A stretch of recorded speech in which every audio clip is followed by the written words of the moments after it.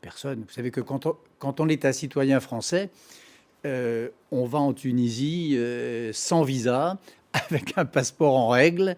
On n'a pas besoin de m'inviter pour aller en Tunisie, de même qu'on peut venir en France quand on est tunisien sans être invité non plus. La Tunisie est un pays ami de la Libye. C'est un pays ami de la France. Des intellectuels libyens et un intellectuel français se sont réunis autour d'une table de déjeuner autour de la piscine de l'hôtel-résidence. S'il faut pour ça déranger le président de la République ou le ministère des Affaires étrangères, où sommes-nous? On n'est pas dans un pays démocratique et en route vers une plus grande démocratie encore. Voyons, c'est des enfantillages. On ne s'est pas réunis à huis clos, secrètement, pour fomenter je ne sais quel complot. On s'est rencontrés comme des amis, au grand jour, au vu et au su de tous, pour parler de choses importantes. Enfin, écoutez, vous imaginez la Tunisie expulser un citoyen français sans motif, c'est une plaisanterie. Bien sûr que non. Je suis parti comme prévu, après cette rencontre avec mes camarades libyens, par le dernier avion de la journée. Mais bien sûr que non. Je n'ai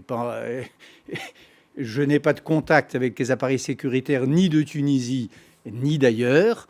J'ai fait ce que j'avais à faire. J'ai passé une belle et importante journée à Tunis et je suis rentré chez moi quand j'ai eu terminé.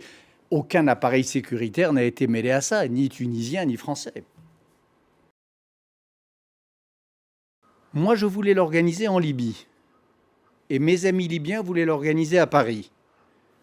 On a décidé de se réunir à mi-chemin dans un pays ami qui a été tellement formidable avec les Libyens, qui les a accueillis avec beaucoup de générosité.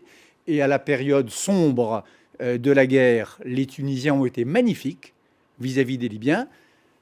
Moi, de mon côté, la Tunisie est un pays que j'aime, où je vais depuis très longtemps, en vacances. J'ai pensé, je continue de le penser, que c'était le bon endroit pour se voir. Dès lors que c'était compliqué de le faire à Paris, parce qu'il fallait des visas, par contre. Paris est beaucoup plus avare de son hospitalité pour les Libyens que ne le sont les Tunisiens. Et dès lors que les Tunisiens ne voulaient pas me recevoir en Libye. Donc la Tunisie me semblait le choix idéal.